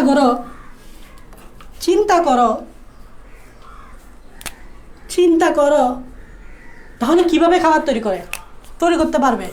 আমি একটা BGA আঁকতেছি, মনে রাখবা BGA এর কথা যদি বলি, এই BGA হচ্ছে একটি এককোষী আদিকোষী কোষ। আদিকোষী প্লাস এককোষী, মানে বুঝতে পারতেছ, এর মাত্র একটি কোষ, তার উপর কোষটা হচ্ছে আদিকোষ, মানে এর নিউক্লিয়াস নাই, এর কোনো অঙ্গাণু নাই। তাহলে দেখো, আমি একটা কোষ আঁকতেছি। তোমরা জানো একটা কোষের হচ্ছে দুইটা মেমব্রেন, ডাবল মেমব্রেন আর কি। এই কোষের এই যে ডাবল মেমব্রেন দেখালাম, এটা একটা কোষ, এবং এই কোষটা আদিকোষ। এখন আদিকোষ হওয়াতে কী হয়েছে? যেহেতু আদিকোষ, তাহলে এর তো রাইবোজোম ছাড়া আর কোনো অঙ্গাণু থাকবে না, তাহলে ক্লোরোপ্লাস্ট থাকবে না। এটা তোমরা বুঝেই গেছো কেন এটা আদিকোষ। আদিকোষে কখনো ক্লোরোপ্লাস্ট থাকবে? কারণ আদিকোষে রাইবোজোম ছাড়া তো আর কোনো অঙ্গাণু থাকবে না, তাহলে ক্লোরোপ্লাস্ট কী জন্য থাকবে আমাকে বলো। আচ্ছা, তাহলে এই খাবার তৈরি করে কীভাবে? প্রশ্ন হচ্ছে, ক্লোরোপ্লাস্ট না থাকলেও এর ভিতরের এই যে মেমব্রেনটা দেখতে পাচ্ছ, এর ভিতরে মেমব্রেনটা এভাবে ভাঁজ হয়ে এভাবে থাইলাকয়েড তৈরি করতে পারে। এই দেখো, ভিতরের মেমব্রেনটা ভাঁজ হয়ে এভাবে থাইলাকয়েড তৈরি করতে পারে। ভিতরের মেমব্রেনটা ভাঁজ হয়ে এভাবে থাইলাকয়েড তৈরি করতে পারে। তাহলে ওর কিন্তু ক্লোরোপ্লাস্ট লাগতেছে না, ওর ভিতরের মেমব্রেন ভাঁজ হয়ে এভাবে থলির মতো গোল গোল চাকতি তৈরি করবে, মানে যেটাকে আমরা বলি থাইলাকয়েড। তোমরা জানো সবাই ক্লোরোপ্লাস্টে কী আছে? থাইলাকয়েড আছে। এখানে কিন্তু ক্লোরোপ্লাস্ট না থাকা সত্ত্বেও থাইলাকয়েড সৃষ্টি হচ্ছে, আর থাইলাকয়েড যার থাকবে সেখানে কিন্তু পিগমেন্ট থাকবে, আর পিগমেন্ট যার থাকবে সে ফটোসিনথেসিস করতে পারবে। তাহলে তার তো ক্লোরোপ্লাস্ট থাকতে হচ্ছে না, তার ভিতরে মেমব্রেন তৈরি করে ক্লোরোপ্লাস্টের মতো থাইলাকয়েড তৈরি করে ফেলতেছে। থাইলাকয়েড থাকা মানে হচ্ছে পিগমেন্ট থাকা ওইটার ভিতরে, পিগমেন্ট থাকা মানে হচ্ছে ফটোসিনথেসিস করা, সো সে ফটোসিনথেসিস করতে পারবে। এটা হচ্ছে লজিক, যে BGA আদিকোষী এককোষী হওয়া সত্ত্বেও, এর ক্লোরোপ্লাস্ট না থাকা সত্ত্বেও সে কীভাবে খাবার তৈরি করতে পারে, মানে ফটোসিনথেসিস করতে পারে, বিকজ তার ভিতরে মেমব্রেনটা ভাঁজ হয়ে, নট বাইরের, ভিতরে মেমব্রেনটা ভাঁজ হয়ে এভাবে ডুপ্লিকেট থাইলাকয়েড সৃষ্টি করতে পারে।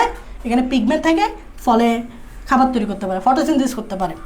সো আশা করি তোমরা বুঝতে পারছো এটার লজিকটা কি।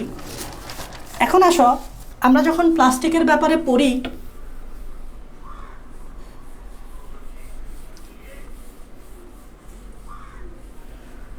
তখন আমরা প্লাস্টিক কয় প্রকার সেটা সম্বন্ধেও পড়তে হবে। প্লাস্টিক 3 প্রকার। একটি হচ্ছে লিউকোপ্লাস্ট,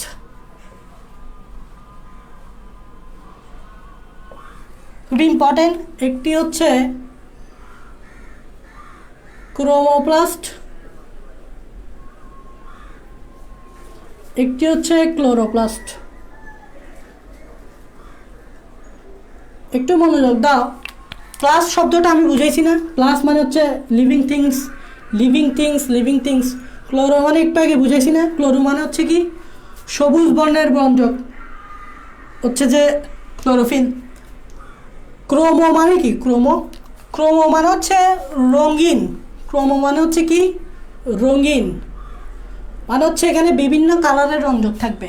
এখানে শুধু সবুজ কালারের রঞ্জক থাকবে, এখানে শুধু সবুজ কালারের রঞ্জক থাকবে, বাট ক্রোমোপ্লাস্টে সবুজ বাদে বাকি বিভিন্ন কালার থাকবে। আর লিওকো মানে হচ্ছে বর্ণহীন, মানে হচ্ছে এখানে কোনো রঞ্জক থাকবে না। তাহলে রঞ্জকের উপর ডিপেন্ড করে কিন্তু আমরা 3 ভাগে ভাগ করতেছি। কিসের উপর ডিপেন্ড? রঙের উপর, রঞ্জকের উপর। সবুজ হলে ক্লোরোপ্লাস্ট, সবুজ বাদে বাকি বিভিন্ন রঙিন কালার হলে ক্রোমোপ্লাস্ট, আর যদি কোনো কালারই না হয়, মানে বর্ণহীন হয়, তাহলে লিউকোপ্লাস্ট। সো এভাবে আমরা প্লাস্টিডকে 3 ভাগে ভাগ করতে পারি। এখন প্রশ্ন হচ্ছে, এটি সবুজ, এটি রঙিন কালার, এটি বর্ণহীন, এরকম হওয়ার কারণটা কি? কারণটা সেটা ডিপেন্ড করতেছে গাছের উপর। ধরো আমি এভাবে একটা গাছ আঁকলাম, এটা গাছের একটা কাণ্ড, এটা গাছের একটা কাণ্ড, এটা হচ্ছে মাটি। তোমরা জানো মাটির নিচে আছে এভাবে মূল, মূল থেকে এভাবে মূলরম বাইর হয়, ঠিক আছে? এটা গাছের কাণ্ড, এটা হচ্ছে মাটির নিচে মূল। এখন দেখো এটা হচ্ছে কি? এটা আমি এখানে বলতেছি মাটি, এটা হচ্ছে মূল। ওকে, এটা কি? এটা মূল। এগুলো আমি মুখে বলতেছি। তোমরা জানো গাছের এভাবে এখানে থাকে তোমার, এখানে থাকে হচ্ছে তোমার পাতা। গাছের কাণ্ডেতে কি থাকে? এরকম পাতা থাকে। তারপর তুমি জানো যে গাছে কি থাকে? ফুল থাকে, ফুল। পাতা থাকে, আর এখানে থাকে হচ্ছে তোমার, ধরো নাও এখানে থাকে একটা ফুল। আমি ফুল আঁকতেছি, এটা হচ্ছে ফুল, গাছের ফুল। তো পরবর্তীতে ফুল থেকে তৈরি হয় ফল। তো এখানে আমি একটা ফল আঁকবো।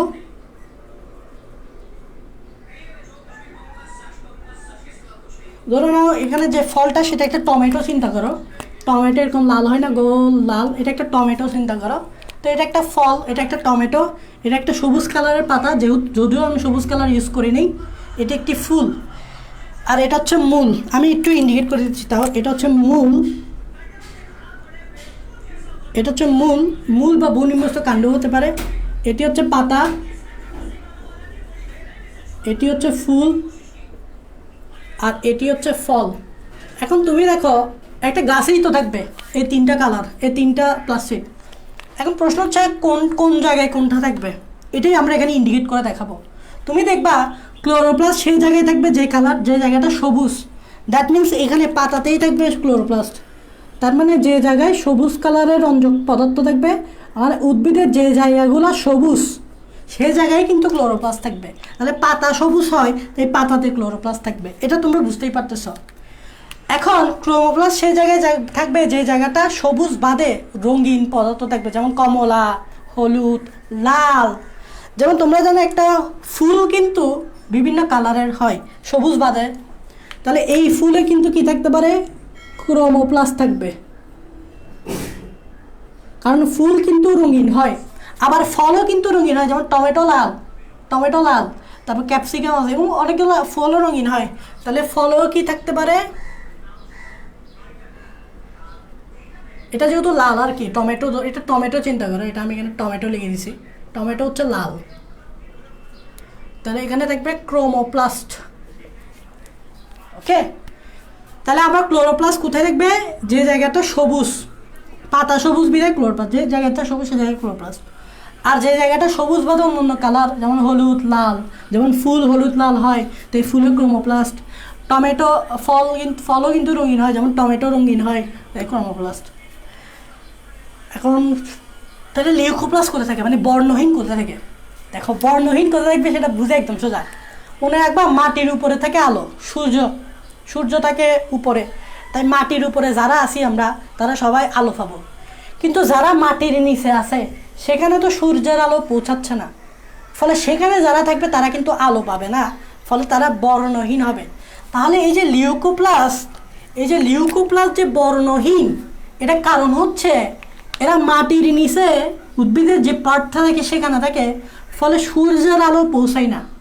সূর্যের আলো না পৌঁছানোর কারণে এই লিউকোপ্লাস্ট বর্ণহীন হয়। তাহলে বুঝতেই পারতেছো এই মূল বা মাটির উদ্ভিদের মাটির নিচে যে উদ্ভিদের পার্টটা থাকে সেখানে সূর্যের আলো পৌঁছায় না। তাহলে সূর্যের আলো এখানে না পৌঁছালে এটা বর্ণহীন হবে, ফলে এখানেই থাকবে লিউকোপ্লাস্ট। তাহলে আশা করি তোমরা অবস্থানটা বুঝতে পারতেছ, বা কোনটার কোন পজিশন বা কোনটার নামকরণটা কেন এরকম করা হয়েছে আশা করি বুঝতে পারতেছ। তাহলে তোমরা বুঝতে পারছো যে উদ্ভিদের কোন কোন জায়গায় নর্মালি কোন কোন প্লাস্টিকটা থাকতে পারে, সেটা ডিপেন্ড করতেছে কালারের উপর। যেমন বর্ণহীন, মাটির নিচে সূর্যের আলো পৌঁছায় না, তাই এটা লিউকোপ্লাস্ট। সূর্যের আলো যদি পৌঁছায় তাহলে এটা লিউকোপ্লাস্ট থেকে এটা ক্রোমোপ্লাস্ট অথবা ক্লোরোপ্লাস্ট হয়ে যেতে পারে। তো আপাতত এটা লিউকোপ্লাস্ট, যেহেতু সূর্যের আলো পৌঁছাচ্ছে না। যদি সূর্যের আলো পৌঁছায় তাহলে এটা ক্রোমোপ্লাস্ট, রঙিন অথবা সবুজ হয়ে যেতে পারে। এটাই হচ্ছে প্রশ্ন, যে অবস্থানের উপর ভিত্তি করে। এখন আমরা কাজের উপর ভিত্তি করে কিন্তু আমরা এটা বিভিন্ন কাজ বলতে পারি। যেমন এটার কাজ একরকম, এটার কাজ একরকম, এটার কাজ একরকম, তোমরা নিজেরাই বুঝবা। যেমন আমি ক্লোরোপ্লাস্টের কথা বলি, তোমরা সবাই জানো ক্লোরোপ্লাস্টের সবুজ কালারের রঞ্জক পদার্থ ক্লোরোফিল থাকে, আর ক্লোরোফিল থাকার কারণে ফটোসিনথেসিস করতে পারে। ক্লোরোপ্লাস্ট থাকার কারণে কি হয়? ফটোসিনথেসিস হয়। তাহলে এই ক্লোরোপ্লাস্টের কাজ কি? ফটোসিনথেসিস। এটা তো বোঝাই যাচ্ছে, পাতাতেই ফটোসিনথেসিস বেশি হয়, কারণ এখানে ক্লোরোফিল বেশি থাকে, মানে ক্লোরোপ্লাস্ট বেশি থাকে। তো ক্লোরোপ্লাস্টের মেইন কাজ হচ্ছে ফটোসিনথেসিস করা। ক্রোমোপ্লাস্টের কাজ কি? ক্রোমোপ্লাস্ট যেহেতু রঙিন টাইপসের, যদি রঙিন কিছু হয় তাহলে এগুলা বিভিন্ন কীটপতঙ্গকে আকৃষ্ট করে। তোমরা জানো যে ছেলেরা কী করে? মেয়েদেরকে আকৃষ্ট করার জন্য ফুল উপহার দেয়। কেন ফুল উপহার দেয়? কারণ ফুল হচ্ছে বিভিন্ন রঙিন কালার। তো বিভিন্ন রঙিন কালারের জিনিস যদি উপহার দেয় তাহলে সে আকৃষ্ট হবে, সেই আশাই দেয়। তো ফলগুলা বা ফুলগুলা যদি রঙিন হয় তাহলে বাইরের যে কীটপতঙ্গগুলো আছে এগুলো আকৃষ্ট হবে, ফলে এখানে আসবে, এসে পরাগায়ন করবে। তোমরা বায়োলজিতে পরাগায়ন নিয়ে তোমরা সবাই ছোটোবেলা থেকে পড়ে আসতেছ। পরাগায়ন হলে কিন্তু নিষেক হয়, ফলে বীজের একটা বিস্তরণ হয়, ফলে উদ্ভিদ সৃষ্টি হয়। তাহলে নর্মালি ক্রোমোপ্লাস্টের ভূমিকা কোথায়? এটা রঙিন হওয়াতে বিভিন্ন কীটপতঙ্গ আকৃষ্ট হয়, ফলে এটি পরাগায়নে সাহায্য করে। মুখস্থ করতে হবে না, আমার মতো তোমরা বুঝে বুঝে বলতে পারবা। দেখো, রঙিন হওয়াতে বিভিন্ন কীটপতঙ্গ এতে আকৃষ্ট হয়ে পরাগায়নে সাহায্য করে। মুখস্থ করতে হবে না বা লিখতেও হবে না, বোঝা যাবে। এখন দেখো, লিউকোপ্লাস্ট যেহেতু বর্ণহীন, তাহলে সে তো আকৃষ্টও করতে পারবে না, সে ফটোসিনথেসিসও করতে পারবে না। সে ফটোসিনথেসিসও করতে পারবে না, সে কাউকে আকৃষ্ট করতে পারবে না, বিকজ কালারলেস, বর্ণহীন। তাহলে সে একটা কাজ করতে পারবে, সে হচ্ছে খাবার জমা রাখতে পারবে। তাহলে লিউকোপ্লাস্ট কী করতে পারে? মেইন কাজ হচ্ছে, এটা খুবই ইম্পর্টেন্ট। সে বাকিগুলো যদি করতে না পারে, সে তো একটা জিনিস করতে পারে, জমা রাখতে পারে। সে খাবার জমা রাখতে পারে। তাহলে লিউকোপ্লাস্ট কী করতে পারে? খাবার জমা রাখতে পারে, খাবার। তো লিউকোপ্লাস্টটা কিন্তু বর্ণহীন। যদি সূর্যের আলো পায় তাহলে সে ক্রোমোপ্লাস্ট বা ক্লোরোপ্লাস্ট হয়ে যেতে পারে, কারণ সূর্যের আলো পাচ্ছে না বিধায় লিউকোপ্লাস্ট। সূর্যের আলো পেলে তো আর লিউকোপ্লাস্ট থাকার কোনো প্রশ্নই আসে না, তখন সে ক্রোমোপ্লাস্ট অথবা ক্লোরোপ্লাস্ট হবে। আর এর মেইন কাজ হচ্ছে খাদ্য সঞ্চয় করা। তো খাদ্য সঞ্চয়ের উপর ডিপেন্ড করে এই ক্লোরোপ্লাস্ট, এই লিউকোপ্লাস্টকে 3 ভাগে ভাগ করা হয়। আমরা এখন এই লিউকোপ্লাস্টটা দেখবো খাবার জমা রাখে, মেইন কাজ হচ্ছে খাবার জমা রাখে।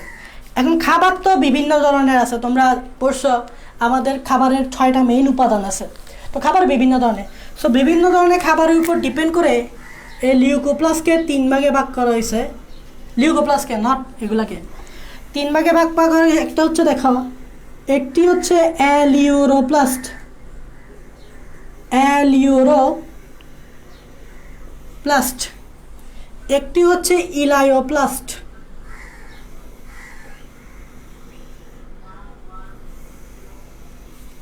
একটি হচ্ছে ইলায়োপ্লাস্ট, আর একটি হচ্ছে অ্যামাইলোপ্লাস্ট।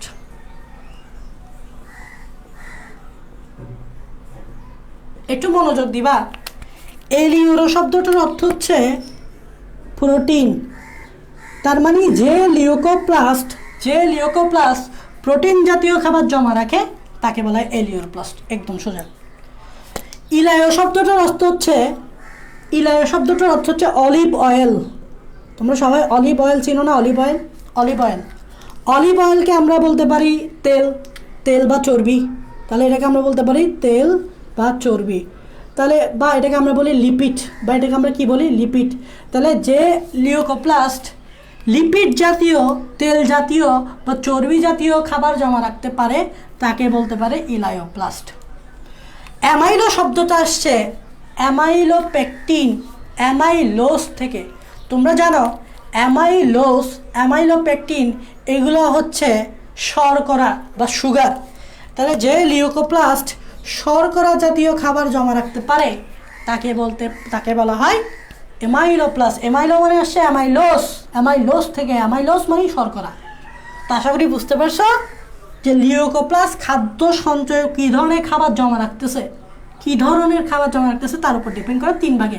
প্রোটিন জমা রাখলে লিউকোপ্লাস্ট, তেল বা চর্বি বা লিপিড জমা রাখলে ইলায়োপ্লাস্ট, শর্করা জমা রাখলে অ্যামাইলোপ্লাস্ট। আশা করি বুঝতে পারছো। তো এগুলোই প্লাস্টিকের প্রকারভেদটা আমরা পড়ে ফেলছি। এখন আসো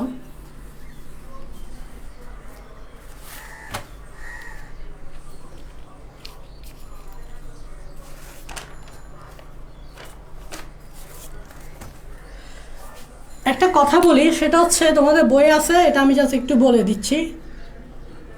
ফুলের পাপড়ির, এটা এটা অনুধাবনমূলক প্রশ্নতে আসতে পারে যেহেতু ডাইরেক্ট বই আছে। ফুলের পাপড়ির নানা রং হওয়ার কারণ, এটা বইয়ে যেহেতু আছে তাই ডাইরেক্ট এটা অনুধাবনমূলক প্রশ্ন আসতে পারে, 2 নম্বর প্রশ্ন আসতে পারে। তো এত বেশি লিখতে হবে না, জাস্ট বোঝার চেষ্টা করো। ফুলের পাপড়ির নানা রং হওয়ার কারণ, তোমরা জানো যে ফুলের পাপড়ির বিভিন্ন কালার হয়, যে প্রশ্ন হচ্ছে এটা কেন কালার। এখন কালার হওয়ার সাথে আমি বারবারই বলি কি দায়ী? পিগমেন্ট দায়ী, রঞ্জক পদার্থ দায়ী। মনে রাখবা ফুলের পাপড়িতে একটা রঞ্জক পদার্থ থাকে, এই রঞ্জক পদার্থটার নাম হচ্ছে অ্যান্থোসায়ানিন। খুবই মারাত্মক একটা রঞ্জক পদার্থ, এটা ফুলের পাপড়িতে থাকতেই হবে। এই অ্যান্থোসায়ানিনটা ফুলের পাপড়িতে না থাকলে কিন্তু ফুল বিভিন্ন কালারের হবেই না। কারণ অ্যান্থোসায়ানিন হচ্ছে এমন একটা রঞ্জক পদার্থ যেখান থেকে পরবর্তীতে বিভিন্ন কালারের রঞ্জক পদার্থ তৈরি হয়। সো এটা হচ্ছে প্রোডাক্টর বলতে পারো, মানে উৎপাদক বলতে পারো, প্রডিউসার বলতে পারো, উৎপাদক কোনো রঞ্জক পদার্থ তৈরি করতে পারে। দেখো সায়ানিন শব্দটার অর্থ হচ্ছে ব্লু, আর অ্যান্থো শব্দটার অর্থ হচ্ছে ফ্লাওয়ার। তাহলে ফ্লাওয়ার মানে কি? ফুল। দ্যাট মিনস এটা এমন একটা রঞ্জক পদার্থ যেটা ফ্লাওয়ারেই থাকবে, তাই নামটাও দেখো এরকম অ্যান্থোসায়ানিন। অ্যান্থো মানে হচ্ছে ফ্লাওয়ার, তাহলে এটা ফ্লাওয়ারেই থাকবে। এই অ্যান্থোসায়ানিনটা কোথায় থাকবে? ফ্লাওয়ারেই থাকবে। এটা এমন একটা রঞ্জক পদার্থ যেটা থাকলে ফুলের পাপড়ি বিভিন্ন কালার হতে পারে, এবং এই অ্যান্থোসায়ানিন যেটা, সেটা অবশ্যই ফুলের পাপড়ির যে কোষ আছে কোষের ভিতরেই থাকবে। এবং মনে রাখবা এটা হচ্ছে water soluble. Water soluble, water soluble মানে হচ্ছে কোষের ভিতরে যে পানি আছে পানিতে এটা দ্রবীভূত হতে পারে, মানে এটা হচ্ছে কি